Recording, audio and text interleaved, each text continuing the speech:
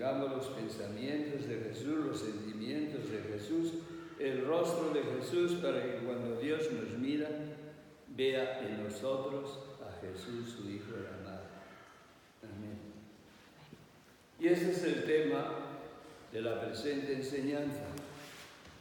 Ser intercesor ante Dios es ser Jesús ante el Padre, porque Dios solo conoce un intercesor, un mediador, Cristo Jesús.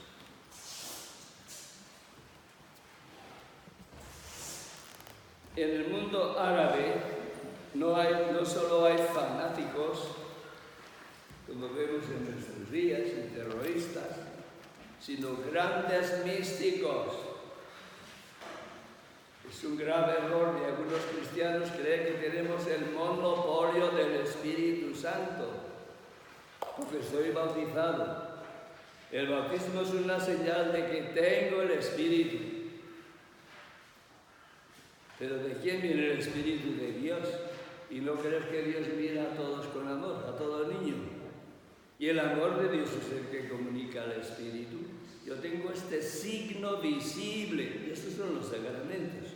No son el único canal, son un canal que nos da, que lo vemos y por tanto nos da seguridad. ¿Como quién perdona los pecados? Pues Dios. ¿Y a quién perdona? A todo el que se arrepiente. ¿Cierto? Pero siempre al ser humano le queda, si será verdad, si no será verdad. Y Dios en su misericordia nos da una señal. La señal no hace nada, pero da garantía o certeza al que lo ha recibido. ¿Cuál es la señal? El sacramento de la reconciliación. El cura no te perdona. En nombre de Dios te dice, yo te perdono. Y ahora, bueno, ya se me ha dicho Dios que yo no te perdono. Pero ya te había perdonado si te habías arrepentido antes. Esos son todos los sacramentos. Hay que bautizar. Antiguamente se creía que si uno no está bautizado con agua, se ha perdido. Y de ahí, el afán por bautizar a todo aquel que... Si eso es verdad, fíjate cuántos seres humanos se han perdido. Si la mayoría de los seres humanos no reciben el bautismo. Menudo fracaso para Dios. ¿Quién regenera al ser humano? ¿Quién nos hace hijos de Dios? Dios. ¿Qué necesita Dios? Nada, una mirada, un acto de amor, y ya soy hijo de Dios. ¿Y el bautismo qué es? Pues la señal de que soy hijo de Dios, ya no puedo dudar. Es una señal de la gracia, no es el único canal de la gracia. Todos los sacramentos son señales visibles para darnos certeza. No sé qué venía todo eso bien. Que en el mundo no cristiano hay muchos místicos. Entre los maometanos, los famosos sufís. Y comienzo con una historia sufí, más o menos como la he oído, pero como qué sé yo lo que no cambiaré. Había un noble sufí, un maometano, a quien el rey le había dado el título de noble. Y este noble ya era muy mayor y tenía un hijo ya mayor. Y envió a su hijo al ser rey. El rey tenía su palacio al borde del desierto para pedirle el título de rey para el hijo. El muchacho bien trajeado, bien vestido, con una maleta, un baúl lleno de preciosos regalos, se acercó al palacio, llamó a la puerta y una voz misteriosa dijo: ¿quién es?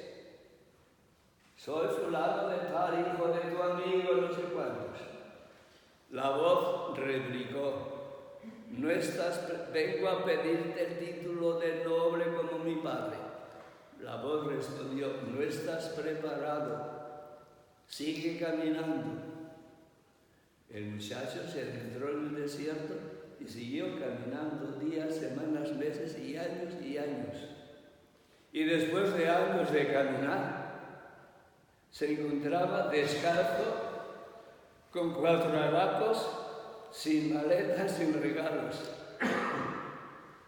Y ya poco a poco se acercó al palacio y al verse tan miserable, una voz interior le movió: llama otra vez a la puerta. Llamó a la puerta, la misma voz: ¿quién es? Y respondió el que antes era joven, ahora ya no era tanto: soy tú. Y la puerta se abrió. Soy tú.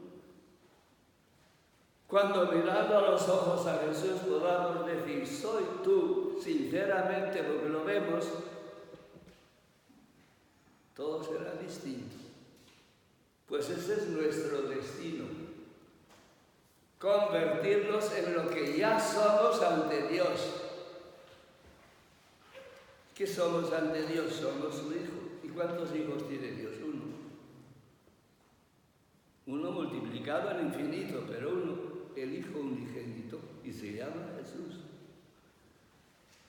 Pues cuando eso sea real en nosotros, lo diremos espontáneamente.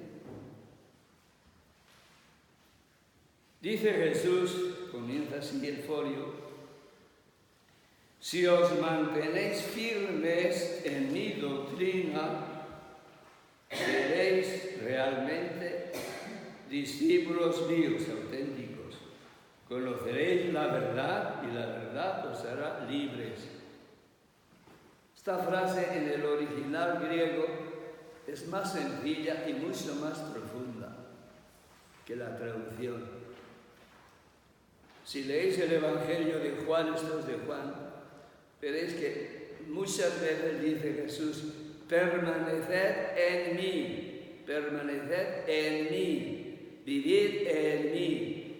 Pero aquí, en vez de decir vivid en mí, dice vivid en mi palabra.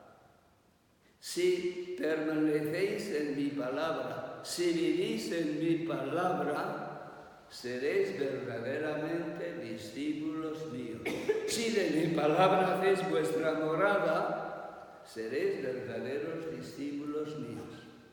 ¿Qué es la morada? La casa donde yo vivo 40 años y me quedo ciego y puedo moverme por toda la casa sin tropiezos. La conozco a ciegas. Pues así debemos de familiarizarnos con la doctrina de Jesús. Eso es lo que dice el texto. Si os familiaricéis así con mi doctrina, con mis enseñanzas, seréis verdaderamente discípulos míos y conoceréis la verdad, no una doctrina, conoceréis la verdad. ¿Y qué es la verdad? Jesús dice: yo soy la verdad. El Espíritu Santo es la verdad. Y la verdad os hará libres. Os hará libres de tantos complejos como llevamos dentro. Y algunos complejos que los estamos tontamente cultivando o apoyando dentro de nuestra santa liturgia hasta que se renueve, que son algunos de los más dañinos según los experimentos de la ciencia moderna. Entre los sentimientos más dañinos se menciona casi siempre la culpabilidad, el primero, destructivo, la indignidad, que te acompleja y te va destruyendo. Y en la liturgia los estamos manteniendo vivos, por mi culpa y por mi grandísima culpa, con la mejor intención del mundo, de acuerdo, pero estamos manteniendo la culpabilidad que ahora tenemos instintivamente. Y es un sentimiento negativo que lo demuestra la ciencia. El más negativo creo que ponen casi todos los experimentos. La indignidad, lo mismo, no soy digno. Pues ya, vas perdiendo el sentido de autoestima. Y estamos cultivando estos sentimientos.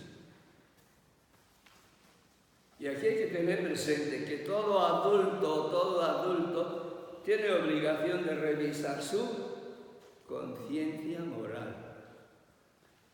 Nos hemos formado, o mejor, nuestra conciencia moral se ha ido formando en la infancia según lo que nos decían de fuera. Esto es bueno, esto no, esto es malo, esto es pecado. Y según eso hemos formado nuestra conciencia moral, según normas inculcadas por los hombres.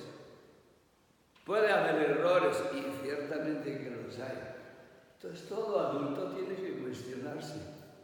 ¿Esto que estoy pensando y según lo cual actúo coincide con el Evangelio? Esa es la gran pregunta. Si no coincide con el Evangelio o es contrario a lo que me dice el Evangelio, inmediatamente debo de cambiar mi norma de conducta. Otra cosa que los maestros comiencen a enseñar así, eso ya veremos si algún día llega. Pero cada adulto tiene su obligación de revisar su conciencia. Lo mismo que en este otro caso de, Señor, yo no soy digno. Está bastante fuera del contexto histórico. Son palabras históricamente, sí, de un santo, un centurión, pero fuera de contexto. Y muy dañinas. ¿Por qué dañinas? Porque yo he sido creado por Dios y Dios no crea nada indigno de sí. Entonces cuando digo yo, es un yo no creado por Dios. ¿De dónde ha salido? De mi mente. Un fantasma mental, que le llamamos el ego. Y cada vez que digo, Señor, yo no soy digno, estoy alimentando. ¿Qué estoy alimentando? Mi ego, no mi fe, sino mi ego. Entonces en conciencia yo no lo puedo decir y no lo diré. Puedes usar otra fórmula. Yo conozco más de una persona que lo han descubierto espontáneamente, leyendo la Biblia, orando. Yo no puedo decir eso, yo no digo eso. Yo digo, yo soy digno. Pues está bien, puedes decir cualquier cosa. Bienvenido, Jesús. En retiros, en la REA, donde vamos habitualmente en buen grupo, solemos cantar lo que hemos cantado aquí en la comunión, creo que hoy, o algún día. Ven, Señor Jesús, hecho pan por mí. Bienvenido, Jesús. Lo dice cada uno en su corazón. Cuando hay un grupo ya que tiene la misma mente, se puede cantar. Ven, Señor Jesús, hecho pan por mí. Haz que mengue yo y que vengas tú. Pues eso es tener la mente de Cristo Jesús. Pensar los pensamientos de Jesús.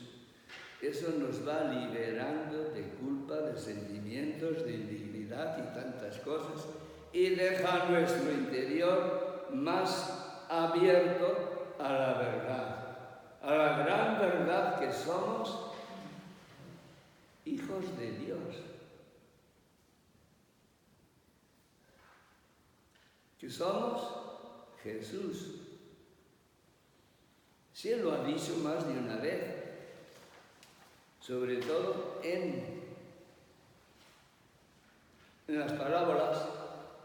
Yo soy la vid, vosotros los sarmientos. La vid y los sarmientos son uno. Si un sarmiento se separa de la vid, ya no sé dónde va a parar, al fin al fuego. Pero mientras está injertado en la vid, somos uno.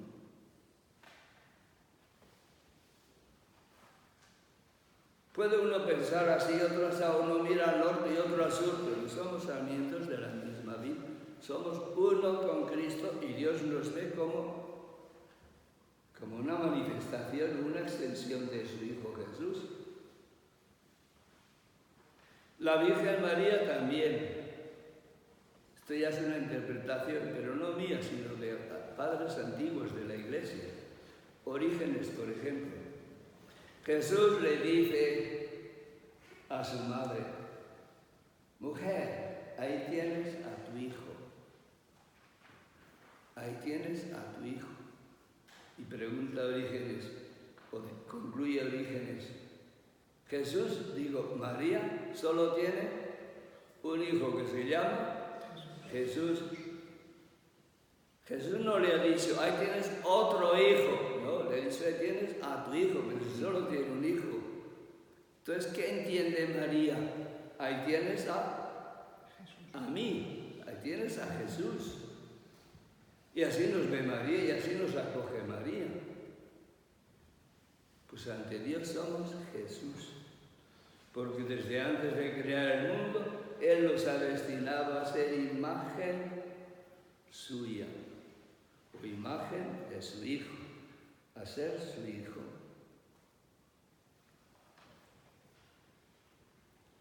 San Pablo, un auténtico discípulo de Jesús, exclama: vivo yo, no yo, es Cristo el que vive en mí.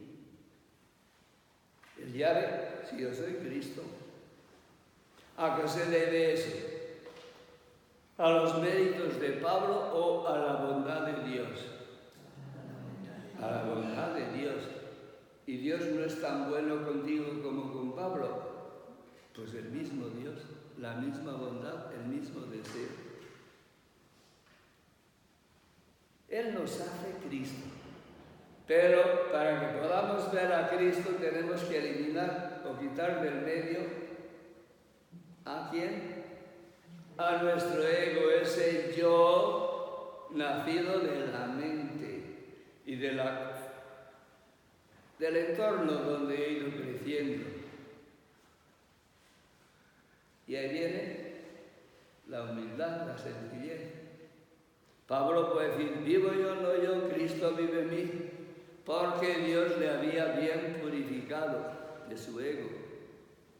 No me acuerdo dónde, pero en otra carta dice, me ha sido dado una espina en mi carne que te molesta mucho, un ángel de Satanás que me abofetea, que me fastidia. Usa estas frases tan fuertes, Pablo. Y asustado el hombre recurre a Dios 3 veces. Señor, libérame de este mal, libérame de este demonio. Y 3 veces Dios le dice, tranquilo Pablo, mi gracia te basta. Que mi fuerza se muestra en tu debilidad. Le dijo una vez y no se convenció. Estaba tan preocupado con esa espina y esa debilidad, no sabemos a qué se refiere, pero era algo profundo, un fallo muy grave. Para llamarle una espina en mi carne, un ángel de Satanás.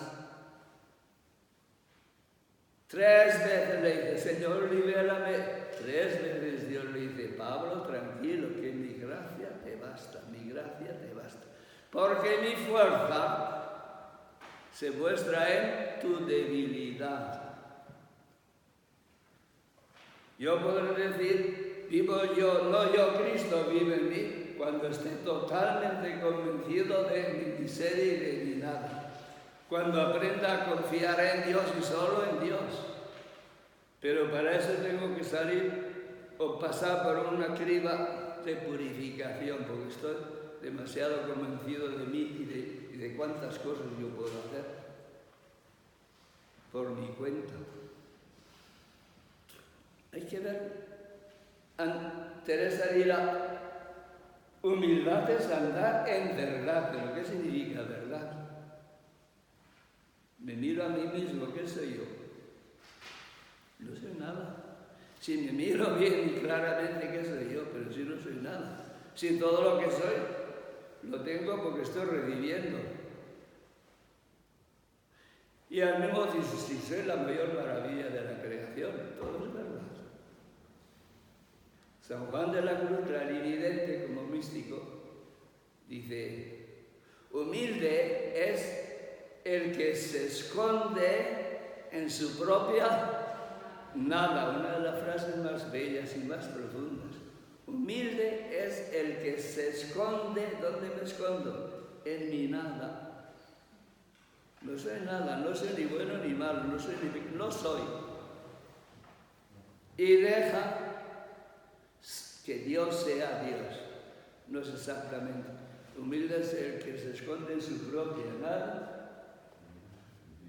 y se deja a Dios o algo así. Bueno, dejar que Dios sea Dios. De eso se trata. Porque yo me meto a meter o a hacer o a creer que hago lo que solo Dios hace en mí. Si todo lo bueno que hay en mí es de Dios, pues humilde es el que se esconde en su propia nada. Y entonces, para ser humilde, Dios es todo. Y el que se esconde en su propia nada, el que ve, capta, si yo no tengo nada que sea mío, si todo lo bueno que hay en mí, que es muchísimo, lo estoy recibiendo en este momento. Que para Dios no existe el pasado, en este momento estoy recibiendo. En este momento Dios me está creando, que yo no existo. Pero Dios me está creando, me está dando la existencia. El mismo Dios. Si Dios dejara existir, yo no existo. Esta es mi dependencia real de Dios. Pues cuando veo eso, ya me voy acercando un poquito a la verdad. Esa verdad que me hace libre, me libera de todo complejo. ¿De dónde vienen los complejos? De obsesionarme con mí mismo. Que no soy digno, pero ¿qué soy yo? Que tengo la culpa, pero ¿quién soy yo? Yo estoy demasiado consciente de que yo soy algo o alguien. Pero no soy nada, no existo sin Dios. Y todo lo que tengo, que es algo maravilloso, ser imagen de Dios, ser santo con la santidad de Dios, todo lo estoy recibiendo ahora. Yo soy la vid, vosotros los sarmientos. El sarmiento está recibiendo la vida, la savia en cada instante de la vid. Pues lo mismo estoy recibiendo yo la vida de Dios, de Cristo. Y cuando Dios Padre me mira, ¿qué ve en mí? A su Hijo. En la carta a los Hebreos, Hebreos 12, 23, habla de la asamblea cristiana. Como estamos aquí, somos una asamblea. Y se refiere a esta comunidad cristiana como la asamblea de los primogénitos de Dios. Yo no lo veo, pero Dios los ve. Dios mira aquí y ve primogénitos de Dios. ¿Cuántos son los primogénitos? Uno.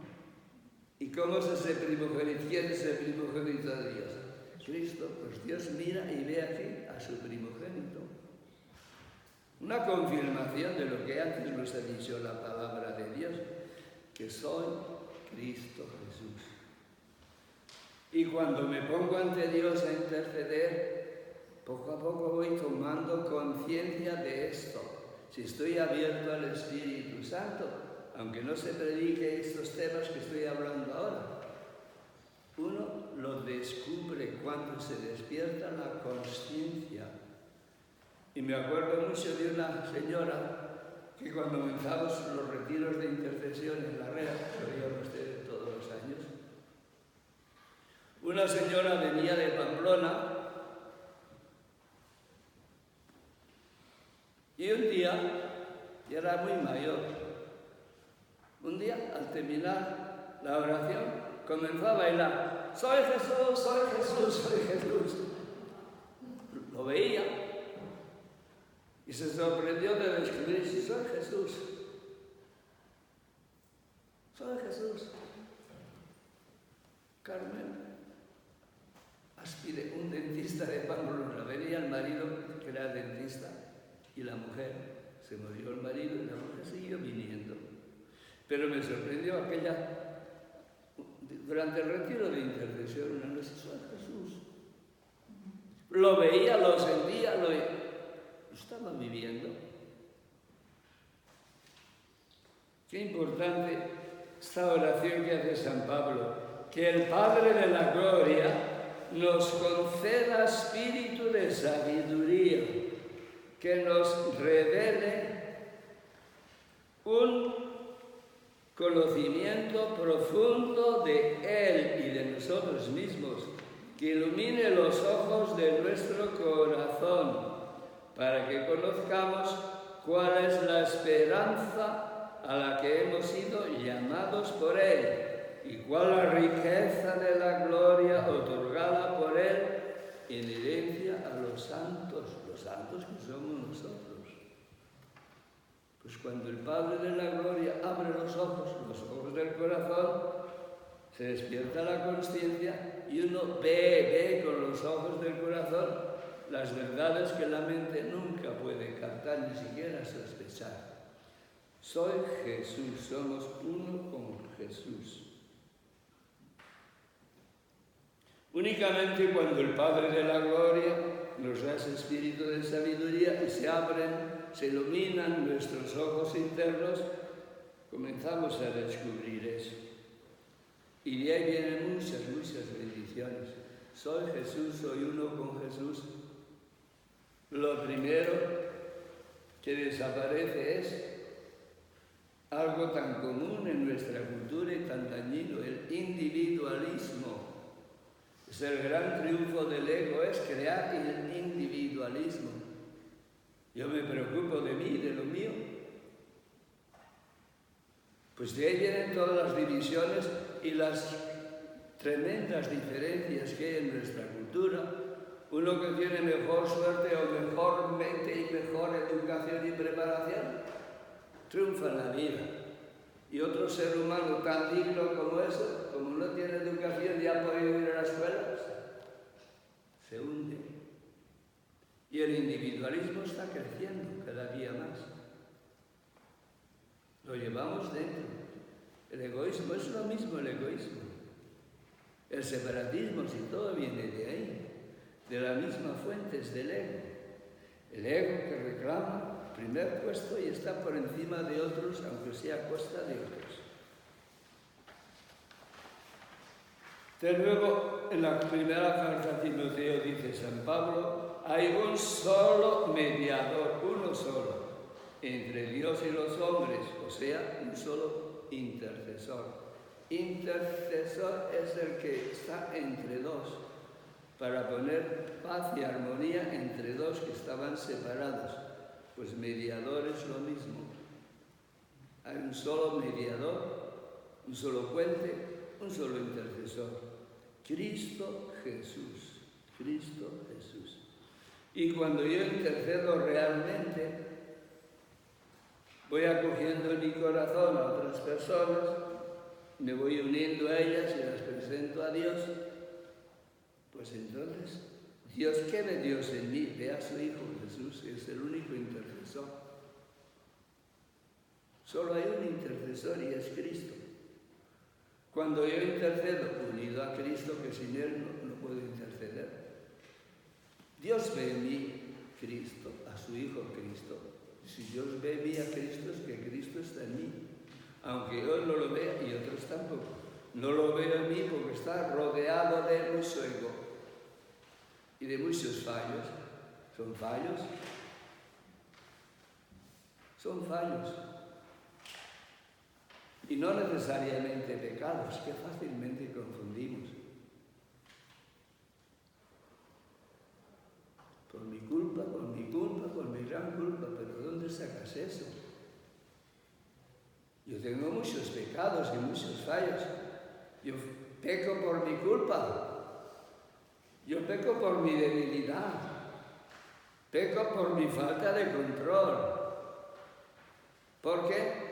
Me dejo llevar por mis malos hábitos, por mi ego, que actúan desde el subconsciente. Y si actúan desde el subconsciente, ¿soy culpable? No, soy responsable, sí, porque el subconsciente es mío y tengo una tarea para toda la vida, de ir tratando de controlar al ego. Sé que no lo puedo matar porque el ego es hijo del de la mente, y mientras la mente funcione, el ego va a estar vivo en mí. Pero si me voy despertando y tomando conciencia, podré contra las tretas de mi ego, que son muchas. Soy responsable, trato de hacer eso, pero aunque trate de hacer eso, pues en un momento puedo fallar porque actúo según reacciono según estoy programado en mi mente. ¿Qué diferencia entre responder y reaccionar? Hay una gran diferencia. ¿Qué significa reaccionar y responder? ¿Alguna dice? La reacción es más inclusiva. Y de responder hay una reflexión a un servicio, a un mandato, algo así. Yo reacciono ante una situación que me choca, sobre todo, según estoy programado, según lo que llevo en mi cabeza almacenado. Y esto es muy importante tener presente. Es posible que personas a las que te han querido mucho te han hecho daño, tu padre, tu madre.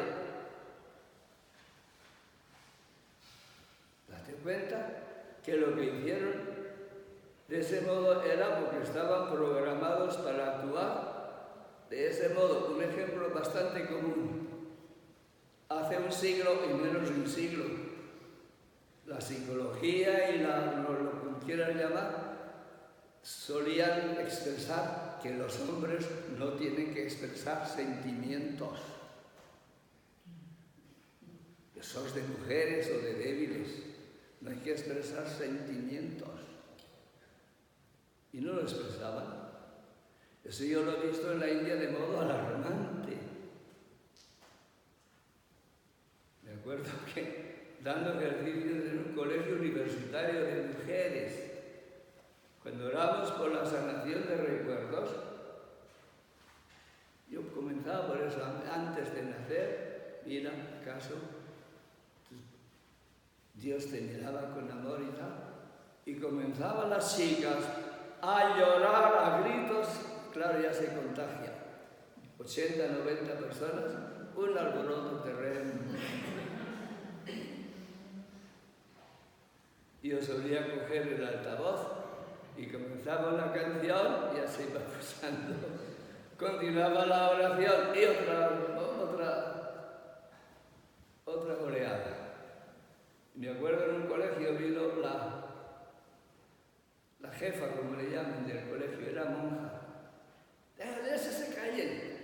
Yo me enfadé con ella, porque era de una casta que son más... Los católicos también tienen los ritos que equivalen a las castas, y era de un rito oriental, que se sienten superiores, pero en la familia nada de sentimientos, sobre todo del padre nada. Claro, cuando hablabas de la carencia del amor del padre y que Dios te ama, a llorar. Diles que se callen. Yo tontamente pues le dije, pero si la culpa tenéis vosotros. Que no expresáis cariño a las chicas, menos que a los hijos. A los hijos ya se les mima más, a las niñas no. Pues quedan ese vacío, con eso van creciendo, lo llevan dentro. Algún día pueden explotar, pues normal. Pues bendito sea Dios, tampoco se apelaría toda esta transgresión.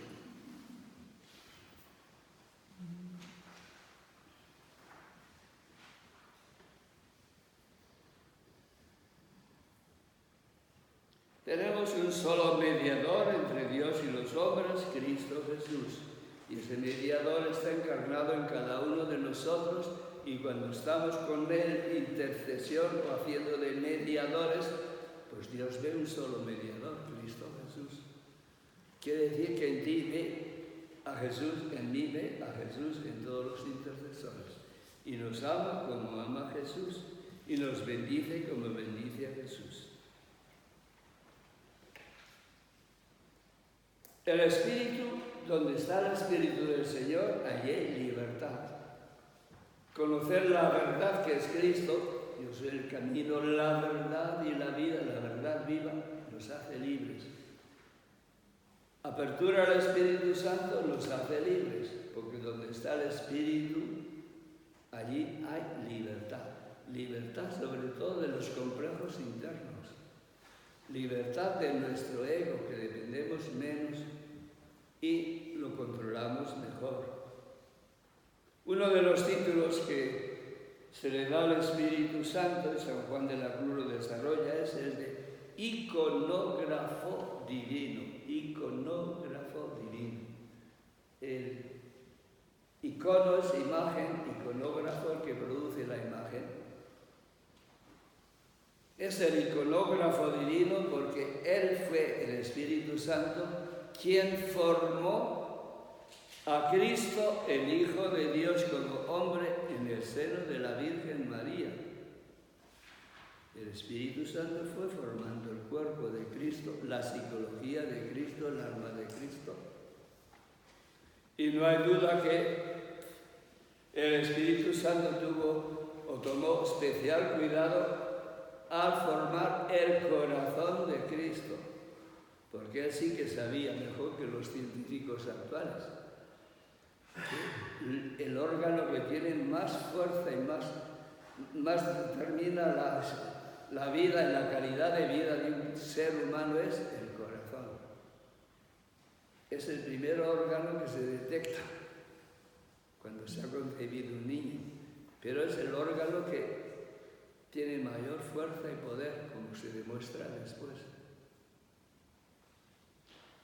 La energía magnética del corazón, 5.000 veces mayor que la del cerebro, según esos instrumentos que usa la ciencia para medir la energía y la fuerza. Pues imagínate la importancia del corazón.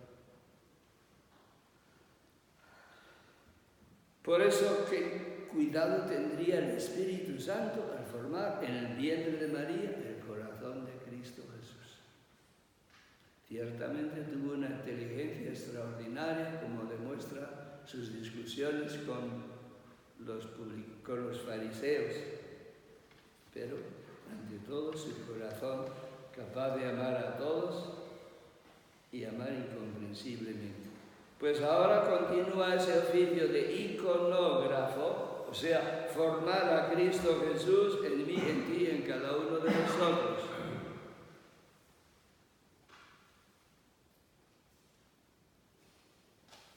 En esta tarea, o sea, nuestra tarea de conversión es cambiar de mi yo viejo al yo nuevo que es Cristo. La tarea que realiza el Espíritu Santo. El proceso de santificación que llamamos es un proceso de cristificación. Convertirme a mí en Cristo. Ya soy Cristo como Dios me ve, pero no como yo me veo, ni como otros me ven.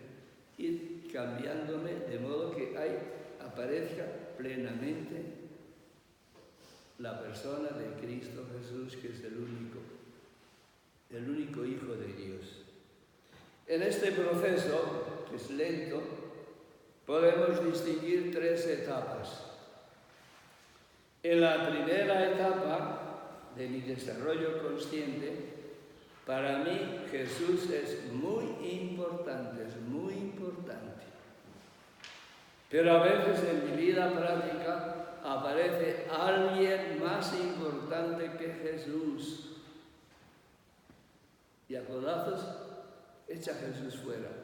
No es que eche a Jesús fuera, sino que mi yo se pone por delante. ¿Y eso cuántas veces sucede? Consciente o inconscientemente, lo más importante en mi vida, ¿quién es? Yo. Digo, Jesús sí es mi yo, mi Señor y todo. Pero en la práctica, ¿cuántas veces yo me pongo delante y trato de brillar? O pongo en el primer lugar a mi grupo, estoy enamorado de mi grupo, de la renovación carismática, ¡qué maravilla! Pues si pongo la renovación carismática en primer lugar, cuando pongo a mí en primer lugar como buen predicador, ¿dónde está Cristo? ¿En segundo o en cuarto lugar? Y a propósito de los carismas, para ver la primera señal para ver si son auténticos, la carta primera a los Corintios que leíamos el otro día, el capítulo 14. Nadie, si está movido por el Espíritu Santo dirá, anátema a Jesús. Anátema quiere decir fuera Jesús. Evidentemente nadie dice eso en la práctica, fuera Jesús. Pero en la práctica, ¿qué sucede? Que yo me pongo en primer lugar. Y busco los aplausos para mí en la asamblea. Y si yo estoy en primer lugar, ¿en qué lugar está Jesús? Por lo menos no tiene el primero, estará en el cuarto o en el quinto. Pues si eso sucede, no está uno movido por el Espíritu Santo. Nadie, si está movido por el Espíritu, puede decir o hacer eso. Por otra parte, continúa el mismo verso. Y nadie puede decir, Jesús es Señor, si no es movido por el Espíritu Santo. Claro que con la boca puedo decirlo, podemos cantar a 5 voces. Pero decir Jesús es Señor es poner a Jesús en el primer lugar. Nadie lo puede hacer, si no es con la fuerza del Espíritu Santo. Es que yo nunca puedo vencerme a mí mismo, que es mi ego, por mucho que intente. Necesito la fuerza del Espíritu Santo, una fuerza superior a mi ego, para poner a Jesús por delante. Cuando pongo a Jesús por delante, pues todo va bien. Esta es la primera etapa en este camino de cristificación. Sigo intentando controlar y responder según Cristo, según el Evangelio, y paso a la segunda etapa. En la segunda etapa, Cristo es el más importante, o es lo más importante en mi vida, pero todavía yo soy bastante importante. Entonces, como Cristo es lo más importante, en cualquier momento que tengo que tomar una decisión, sigo a Cristo. Escojo a Cristo dejando fuera a mi ego. Pero ¿cómo me siento? Un poco mal. Que algo no está bien. Me duele. Renuncio a mi yo por seguir a Cristo, por hacer lo que Dios quiere. Pero no me siento feliz. Siento qué sacrificio estoy haciendo. Un sacrificio, eso nos gusta decir. Voy a hacer sacrificios, pues es un sacrificio. Estamos en la segunda etapa. Seguimos trabajando, pasamos a la tercera etapa. Y en la tercera etapa de crecimiento, Cristo es el único importante. No hay nada importante en la vida, no hay nada importante en este mundo, en mi mundo, más que Cristo. Y cuando yo tengo que hacer el sacrificio, renunciar de mí, por amor a Cristo, si Cristo es honrado, yo estoy en la gloria. Con tal que Cristo sea honrado, aunque a mí me escupa, me siento feliz. Porque es lo único importante, lo único que me importa es que Cristo sea honrado y glorificado. Pues Cristo es honrado y glorificado en este caso. A mí me han despreciado, me han juzgado. Bueno, en vez de sentir tristeza, como en la segunda etapa, ahora me siento muy feliz. De que puedo ofrecer algo a Cristo. Algo. Pues renunciar a lo que mi ego suele aspirar. Pues estas son etapas de crecimiento, y cuando uno ve que solo Dios basta, pues solo Cristo es glorificado, estamos en paz. La verdad es lo que la fe nos dice, y la fe nos dice: yo soy Cristo Jesús, soy siempre, pero mucho más Dios me ve como Jesús cuando estoy en intercesión, unido a Cristo, porque aunque seamos 40, el intercesor es uno. En nuestros 40, Dios ve un solo intercesor, un solo mediador, y es Cristo. Pues todos los intercesores somos Cristo. Dios ve a Cristo. Y esta es una gran recompensa de la intercesión. Uno se olvida de sí mismo y se dedica a orar por la iglesia, por el mundo, y cada día se va convirtiendo más y más en Cristo Jesús, a los ojos de Dios. Para concluir, una frase de Santa Isabel de la Trinidad, una mística carmelita, cuya doctrina se basa principalmente en San Pablo. Isabel estudia a fondo a San Pablo y va asimilando las cartas de Pablo, el Evangelio de Pablo.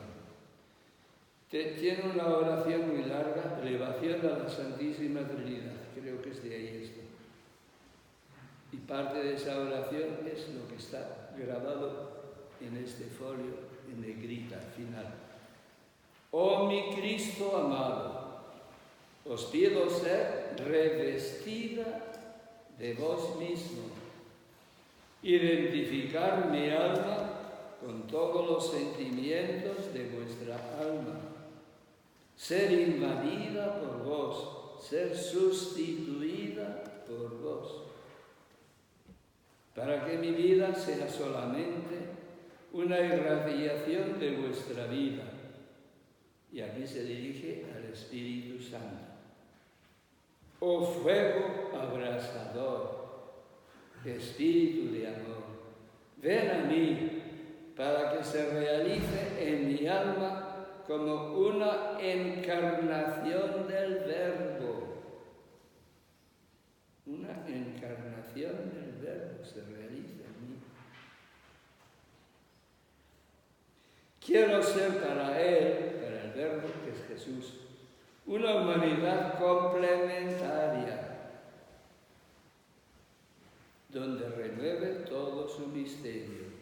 Voy viviendo, o Cristo va viviendo en mí, el misterio de toda su vida.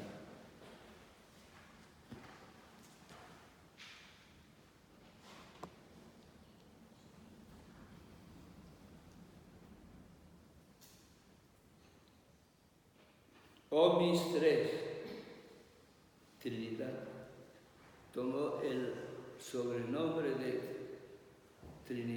Isabel de la Trinidad, Casa de la Trinidad. Por eso se refiere, oh mis tres, Padre, Hijo y Espíritu, inmensidad donde me pierdo, sumergíos en mí para que yo me sumerja en vos, hasta que vaya a contemplar en vuestra luz el abismo de vuestras grandezas. Si esta parte es de la elevación a la Santísima Trinidad, una oración muy larga, más de un folio, donde va expresando su relación con la Trinidad. Pero en esencia es esto, ser una extensión de Cristo, una nueva encarnación de Cristo. Y esto ya es de una carta de la Santa. Quisiera permanecer constantemente junto a Él, junto a aquel que conoce todo mi misterio, para escucharlo todo de sus labios.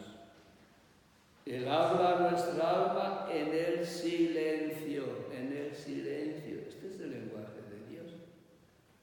Habla, quiere decir que se comunica, no con palabras, realmente se comunica y yo me voy llenando más de Dios.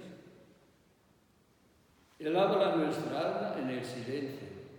Hagámosle en nuestra alma una morada tranquila, donde se cante siempre el cántico del amor y acción de gracias. Luego, permanezcamos en silencio profundo, eco del que existe en Dios, y acerquémonos a la Virgen totalmente pura y radiante, para que nos introduzca en aquel en quien ella penetró tan profundamente. Así nuestra vida será una comunión continua y un impulso hacia Dios.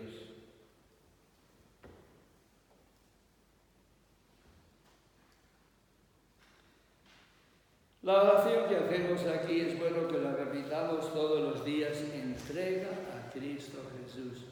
Es ponerse a disposición de Él para que nos utilice como su cuerpo, una nueva encarnación. En San Juan de la Cruz hay una enseñanza muy bella sobre esta frase de Cristo: vivo yo, no yo, Cristo vive en mí. En Pablo se estaba plenamente realizado. En algunos santos se realiza plenamente. Pero aquí, para nuestro consuelo, dice Jesús: y en todos los que lleguemos al cielo, se realizará plenamente este misterio. Vivo yo, no yo. Cristo vive en mí. Y por eso todos seremos uno, porque todos seremos Cristo, el Hijo de Dios. Lo viviremos plenamente, al menos en el cielo, algunos en esta vida también, pero en el cielo todos.